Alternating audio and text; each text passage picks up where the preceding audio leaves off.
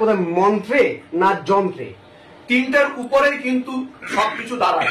শরীর হচ্ছে যন্ত্র, আমাদের শরীর কি? আমাদের শরীর হচ্ছে যন্ত্র, ঠিক আছে? আর তন্ত্র কি?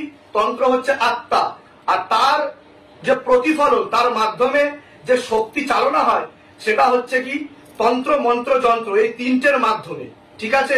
তো এটার মাধ্যমেই কিন্তু সবকিছু পরিস্ফুটিত হয়। এই তিনটে ছাড়া, একটা ছাড়া কিন্তু দুটো অসম্পূর্ণ।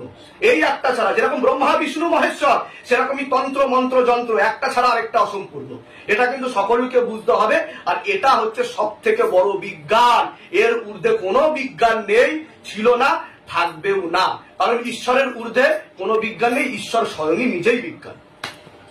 যে বাগেশ্বর ধামের সম্বন্ধে জানা যাচ্ছে বা শোনা যাচ্ছে, উনি যে কোনো কথা আগের থেকে উনি বলতে পারেন বা উনি চিরকুটে লিখে রাখেন।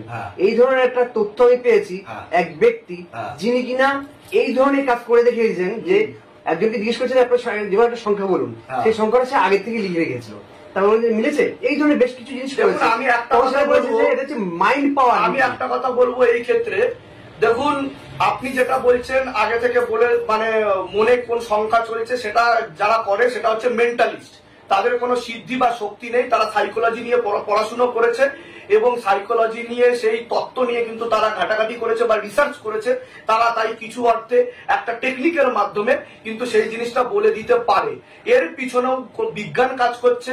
কিন্তু আপনি যখন বাগেশ্বর ধামের কথা বললেন বা অন্য কোনো সিদ্ধ পীঠের কথা যখন বলছেন, তার হয়ে যখন কোনো মহাপুরুষ বা কোনো সিদ্ধ পুরুষ কাজ করে, তখন তাদের পিছনে কিন্তু বড় বড় সিদ্ধি কাজ করে। যিনি ধীরেন্দ্র কৃষ্ণ শাস্ত্রী আছে, উনি কাবিলে তারিফ। আমি একটাই কথা বলবো, উনি সাধনা করেছেন, তপস্যা করেছেন, এটা এবং এক জন্মের ফল কিন্তু উনি পাইনি। ওনার সেই বংশের অনেক জন্মের পরম্পরার ফল উনি প্রাপ্ত হয়েছেন এবং ওনার কানের পট খোলা আছে, উনি শুনতেও পায়, দেখতেও পায়, ওনার আজ্ঞাচক্রে পরিষ্কার দেখতে পায়। তাই উনি আগে থেকে সবকিছু লিখে দিতে পারেন ও বলে দিতে পারেন। কিন্তু কোনো মেন্টালিস্টের পক্ষে কখনোই সম্ভব না এই ধরনের ক্রিয়াকলাপ করা, যেটা সিদ্ধান্ত কিন্তু ভূত প্রেত হাজিরা করে ইন ডিটেলস আগে থেকে সবকিছু বলে দেয়। তারা কিন্তু আপনি দেখে থাকবেন, ওখানে যখন পর্চা লেখা হয়, এখানে আগে থেকে সবকিছু বলে দেওয়া হয় এবং ভক্তরা এটাই বলে, হ্যাঁ গুরুজি আপনি যা বলছেন সেটাই ঠিক। এবং এখানেও বলা হয়, এটা আগে থেকে আপনার সাথে তো আমার দেখা হয়নি, বলছে না দেখা হয়নি। তার কারণ দেখুন, আপনি একজন দুজনকে বোকা বানাতে পারবেন, সবাইকে বোকা বানাতে পারবেন না। এটা 2024 থেকে 25 সাল হতে চলেছে। আর মেন্টালিস্টের একটা মাত্রা থাকে, লিমিট থাকে। তারা কাউকে কোনোদিনও সুস্থ করে তুলতে পারে না। তাদেরকে বলা হয় ম্যাজিশিয়ান, বেসিক ম্যাজিশিয়ান বলা হয় তাদেরকে। তারা প্রপার ম্যাজিশিয়ান না, ম্যাজিশিয়ানও নয়। তো ম্যাজিশিয়ান আলাদা, মেন্টালিস্ট আলাদা, এবং যারা সিদ্ধ পুরুষ হয় তারা কিন্তু সম্পূর্ণ সিদ্ধির মাধ্যমে সকলের উপর তাদের কৃপাটা দিয়ে দেয়। তারা মাধ্যম একটা, মিডিয়াম একটা।